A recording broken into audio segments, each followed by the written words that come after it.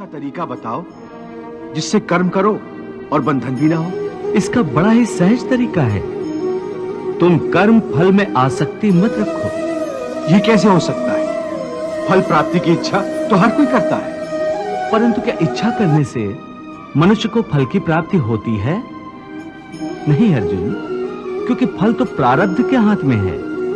और जो भी मनुष्य फल प्राप्ति की इच्छा करता है, उसका मन फल के बारे में सोचकर अपने कर्म और कर्तव्य से विचलित हो जाता है और उसे वो फल प्राप्त नहीं होता जिसकी उसने इच्छा की थी।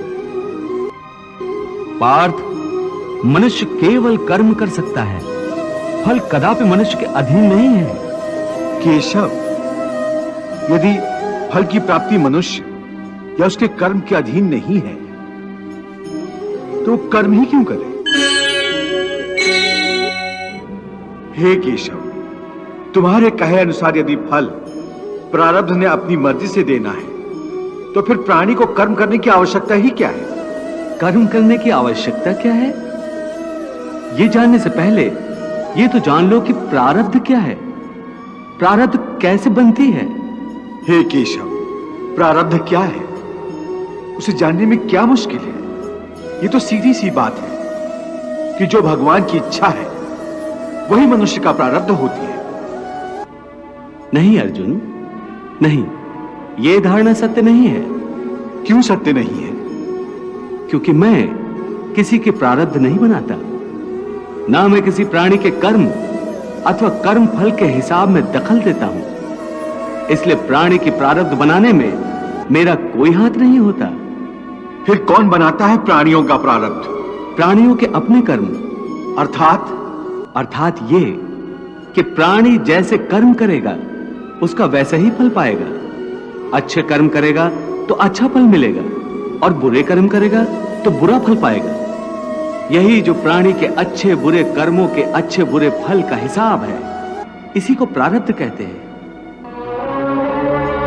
अपने पुण्य कर्मों के फलस्वरूप सुख और अपने पाप कर्मों के फलस्वरूप दुख प्राणी इसी जन्म में या अपने अगले जन्म में भोगना ही पड़ता है, वो टल नहीं सकता।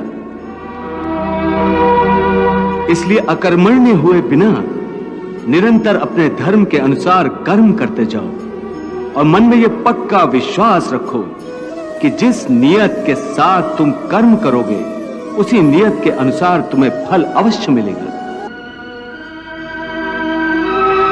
कर्म का यह अटल विधान है, इसमें कभी किसी के साथ अन्याय नहीं हो सकता। हे अर्जुन, प्राणी का कोई भी कर्म नष्ट नहीं होता, मनुष्य को अपने हर कर्म का फल अवश्य मिलता है। इस तरह प्राणी के कर्मों के अनुसार उन कर्मों का फल हर मनुष्य के प्रारब्ध में लिख दिया जाता है। इसी कारण हर जन्म में मनुष्य अपने ही कर्मों के बंधनों में बंध जाता है। इसी कर्म के बंधन में बंध जाने के कारण मनुष्य आवागमन अर्थात जन्म जन्मांतर के चक्रव्यूह में फंसा रहता है और उसे मोक्ष प्राप्त नहीं हो पाता।